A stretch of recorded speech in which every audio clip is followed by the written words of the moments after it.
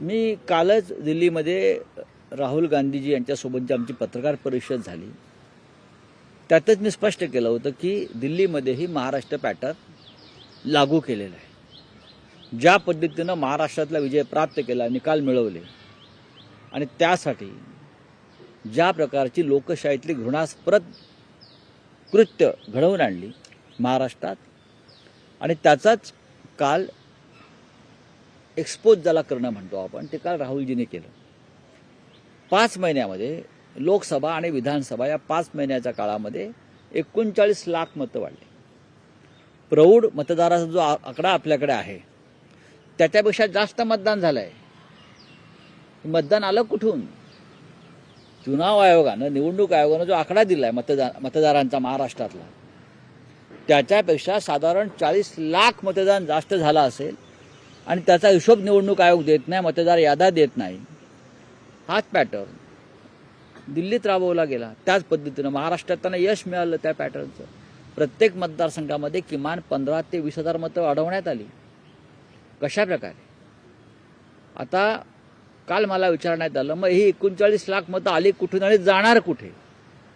म्हणलं त्यातली काही मतं मतदार बोगस हे दिल्लीमध्ये वळवले, आणि त्यानंतर 39 लाख मतं तशीच्या तशी बिहार निवडणुकीत जातील. फॉर्म्युला ठरलेला आहे. निवडणुका हा लोकशाहीतला फार्स ठरलेला आहे. केजरीवाल यांनी 10 वर्ष उत्तम काम केलं, पण नरेंद्र मोदी आणि अमित शहा हे राजकारण व्यक्तिगत पातळीवर घेतात, कारण ते व्यापारी आहेत. व्यापारी जसा आपल्या व्यक्तिगत पातळीवर फायदा आणि तोटा पाहतो, त्या पद्धतीने ते पाहत असतात. दिल्लीमध्ये एक लहान राज्यात लेफ्टनंट गव्हर्नरच्या हातात संपूर्ण सत्ता असते, आणि त्या माध्यमातून त्यांनी केजरीवाल सरकारला 10 वर्ष कामच करू दिलं नाही. तुरुंगात टाकलं. मुख्यमंत्री, उपमुख्यमंत्री, मंत्री, आमदार, खासदार त्यांचे, जसं महाराष्ट्रात हाच पॅटर्न महाराष्ट्रात होता आधी, तो दिल्लीत लावला. आणि अशा पद्धतीनं पैसे शेवटच्या मिनिटापर्यंत वाटवते. ते मी माझ्या डोळ्याने पाहिलं. दिल्लीत होतो मी त्या दिवशी.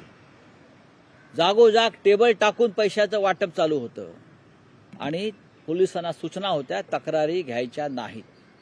या पोलिसांना गृहमंत्री अमित शहांच्या कार्यालयातून स्पष्ट सूचना होत्या. अशा प्रकारे निवडणूक देशामध्ये कधी लढली गेली नव्हती हो. हार जीत होते, संघर्ष होतो, राजकारणात लढाई होते, पण अशा पद्धतीनं कोणी या देशात आतापर्यंत निवडणुका लढले नव्हते. अशा पद्धतीनं महाराष्ट्रात लढले, अशा पद्धतीनं दिल्लीत लढले, आणि याच पद्धतीनं बिहारला लढली जाईल, म्हणून आम्ही आमची लढाई थांबवलेली नाही. पण काल देवेंद्र फडणवीस यांनी राहुल गांधींच्या पत्रकार परिषदेवर असं म्हटलं की दिल्लीत पराभव समोर दिसतो आहे, त्यामुळे ती पत्रकार परिषद ही लक्ष हटवण्यासाठी अजिबात नाही. क्रॉस फायर होतं. देवेंद्र फडणवीस यांचा राष्ट्राचा अभ्यास कमी आहे. देवेंद्र फडणवीस यांचा राष्ट्राचा अभ्यास कमी आहे. त्यांना राष्ट्रीय स्तरावर काम करण्याची इच्छा असावी, पण जोपर्यंत अमित शहा आहेत तोपर्यंत त्यांना राष्ट्रीय स्तरावर काम करण्याची संधी मिळेल का, याबाबत लोकांच्या मनात शंका आहे. ते दिल्लीत गेले स्टार प्रचारक म्हणून, पण त्यांनी प्रचार जरी केला नसता तरी हाच निकाल आला असता, कारण निकालच ठरलेला होता. आता देवेंद्रजी म्हणतात कालची पत्रकार परिषद आणि राहुल गांधींनी उपस्थित केलेले मुद्दे,